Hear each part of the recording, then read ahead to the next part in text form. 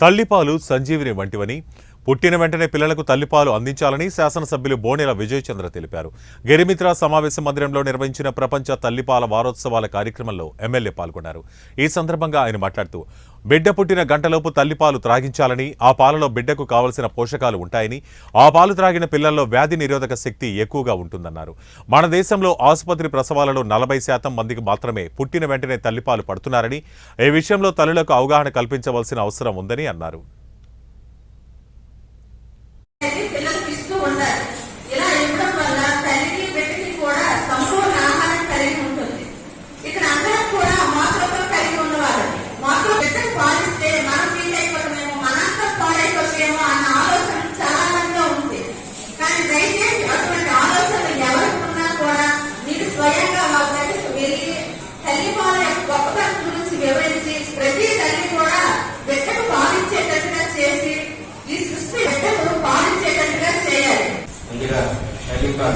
ప్రపంచ తల్లిపాలు సృష్టి ధర్మం అంటే సృష్టి పుట్టాలంటేనే తల్లితోనే పుట్టారమ్మా.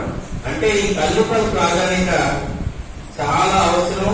ఈ అవగాహన సదస్సు పెట్టడం 80% హాస్పిటల్లో శ్రమిస్తున్న ఎవరైతే భర్త అవుతున్న పిల్లలకి 80% హాస్పిటల్లో పుట్టిన పిల్లలకి ఓన్లీ 40% తల్లిపాలు ఇస్తున్నారు.